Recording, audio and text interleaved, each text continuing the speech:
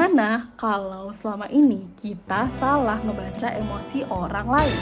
Kalau kita lagi nonton film misalnya, kita tuh seakan-akan bisa langsung tahu siapa yang lagi sedih, marah, atau bahagia cuma dari ekspresi wajahnya. Tapi kalau di dunia nyata, apakah menilai emosi seseorang bisa sesederhana itu? Nah, untuk mulai pertanyaan tadi, di sini kami kelompok 5 yang beranggotakan akan mengupas tuntas melalui perspektif psikologi dan sebuah video eksperimen menarik untuk kalian telusuri sebagai berikut. Membiasakan makanan rumahan biar gak picky lagi. Mau lihat saya mau makan Bukan siput, ini ayam. siput gak suka juga justru gak bisa. Ayam. Gak bisa makan ayam. Sini dulu. Gak mau. Gak mau. Gak mau. Kadang-kadang mami tuh mau nyerah ya. Punya anak picky eater tuh capek banget kayak gini nih. Pokoknya 1001 cara ya bagaimana anak mau makan. Bener-bener butuh kesabaran ekstra ya. Kayak gini nih contohnya nih. Itu gak mau. Udah ngamuk duluan. Kamu nonton video itu, apa yang kamu rasain ngelihat video ini? Melatih kesabaran. Melatih kesabaran. Jadi kamu dapat emosi dari nonton video ini nggak? Melihatnya ya emosi, cuman ya biasa aja sih aku. Emosi apa yang ibu rasakan? Gak seneng. Gak seneng. Gak seneng kayak gimana? Gak seneng anaknya begitu. Gak seneng kayak begitu. Kenapa bisa merasakan emosi itu? Ya gak seneng lihat anak teriak-teriak gitu. Soalnya ibu kalau ngajarin makan gak pakai cara lemah lembut begitu. Nonton video ini kira-kira apa emosi yang Mama rasakan?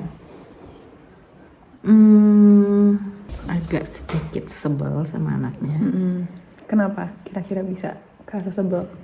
Ya itu nggak menghargai makanan yang disiapkan sama orang tuanya.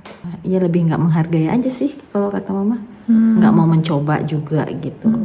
Kalau Mama mau biarin aja, terserah. Nggak mau makan ya udah. Kalau lapar kan nanti dia nyari sendiri aja gitu.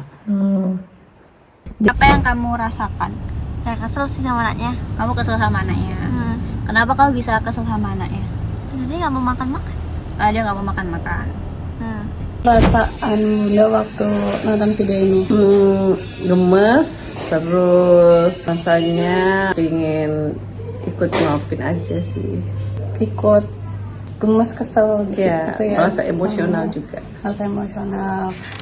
Nah, teori yang relevan untuk menjelaskan hasil eksperimen kami adalah teori emotion as cognition yang dikemukakan oleh Richard Lazarus. Di mana beliau bilang kalau emosi itu timbul karena ada perpaduan yang saling mempengaruhi antara individu dan juga lingkungannya. Jadi gampangnya emosi itu adalah hasil dari bagaimana seorang individu menilai situasi yang ada.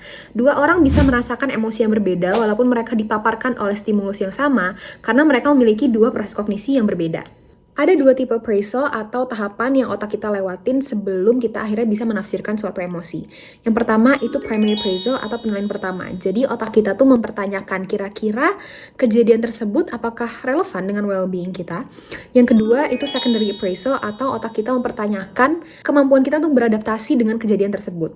Setelah melewati kedua tahapan ini baru kita bisa menentukan emosi apa yang kita rasakan. Dari teori Richard Lazarus ini kita bisa belajar bahwa sebenarnya pikiran dan perasaan itu bukanlah dua hal yang terpisah, tapi mereka saling berjalan beriringan dan saling mempengaruhi sama lain secara dinamis. Terus gimana cara kita mengimplementasikan teori ini pada hasil eksperimen yang sudah kita dapatkan?